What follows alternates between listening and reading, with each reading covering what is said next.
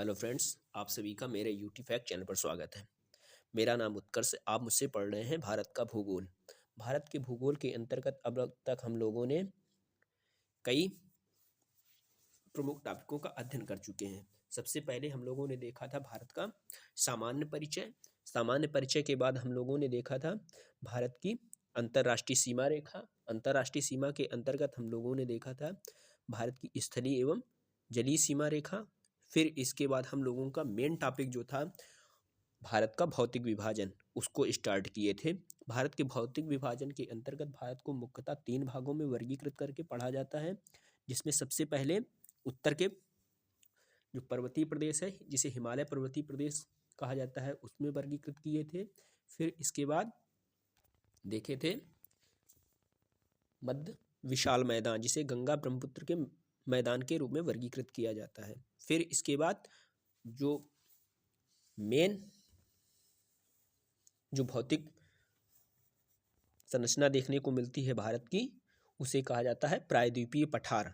प्रायद्वीपीय पठार के अंतर्गत क्या है, कई पहाड़ियाँ और पठार देखने को मिलते हैं। तो उसके अंतर्गत आज की वीडियो में हम लोग देखेंगे भारत की उच्च भूमियों के बारे में। तो भारत की उच्च भूमियाँ जो हैं, उनकी पहले लिस्टिंग कर लेते हैं कि कौन कौन सी टोपोग्राफी देखने को मिलती है, उनको क्रमवार अध्ययन करेंगे।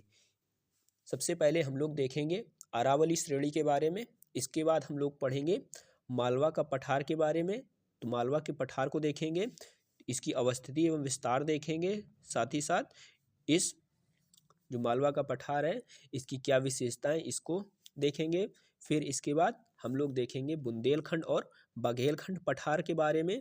तो इसकी जो अवस्थिति है और साथ ही साथ इसकी विशेषताएं देखेंगे। फिर इसके बाद हम लोगों का इसी में टॉपिक होगा विंध्य श्रेणी। तो विंध्य श्रेणी के बारे में देखेंगे।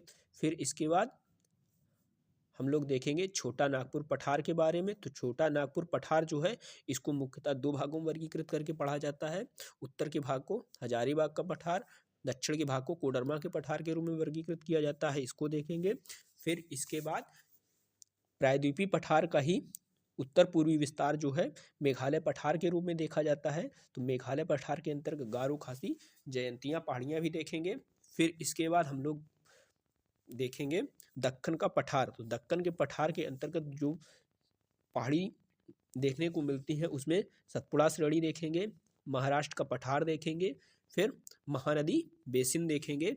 महानदी बेसिन के बाद उड़ीसा उच्च भूमि देखेंगे। तो उड़ीसा उच्च भूमि। फिर इसके बाद दंडकारण्य का पठार देखेंगे। तो दंडकारण्य का जो पठार है, तो ये छत्तीसगढ़, उड़ीसा और आंध्र प्रदेश में इसका विस्तार देखने को मिलता है, इसके बारे में देखेंगे। फिर तेलंगाना का पठार देखेंगे। तेलंगाना का पठार देखने के बाद हम लोग देखेंगे तमिलनाडु का पठार। तमिलनाडु के पठार के बाद हम लोगों देखेंगे पश्चिमी घाट। पश्चिमी घाट के बारे में देखेंगे। फिर इसके बाद हम लोग इसी में दक्कन पठार के अंतर्गत ही देखेंगे पूर्वी घाट के बारे में।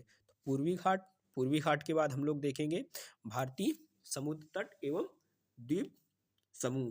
तो इसके बाद हम लोगों का जो भारत का भौतिक विभाजन का टॉपिक है, समाप्त हो जाएगा। तो समुद्र तट एवं द्वीप में हम लोग पूर्वी तटीय मैदान को देखेंगे। पूर्वी तटीय मैदान के बाद हम लोग देखेंगे इसी में पश्चिमी तटीय मैदान।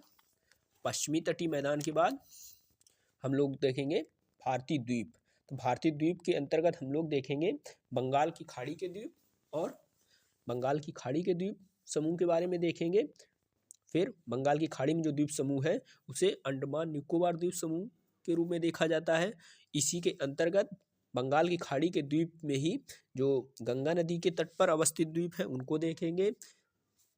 साथ ही साथ जो अन्य प्रमुख नदियां हैं, जैसे गोदावरी, कृष्णा, कावेरी, इनको देखेंगे। साथ ही साथ जो तट से लगे हुए द्वीप जो पाए जाते हैं, उनको देखेंगे। फिर इसके बाद हम लोग देखेंगे अरब सागर के द्वीप। अरब सागर में मुख्यतः हम लोग पढ़ते हैं लक्षद्वीप समूह के बारे में। साथ ही साथ नर्मदा और तापी नदियों के मुहाने पर जो द्वीपों की स्थिति देखने को मिलती है, उनको देखेंगे। तो ये हम लोगों की रही ड्राफ्टिंग टॉपिक की ड्राफ्टिंग है, ये मध्यवर्ती उच्च भूमियाँ, इनका हम लोग क्रम से अध्ययन करेंगे। तो ये टॉपिक सही से देख लीजिए।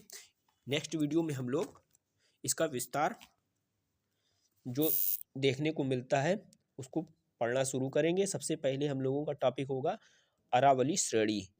तो वीडियो अच्छा लगा हो तो वीडियो को लाइक करें, कमेंट करें, शेयर करें और चैनल को सब्सक्राइब करें। थैंक यू, धन्यवाद।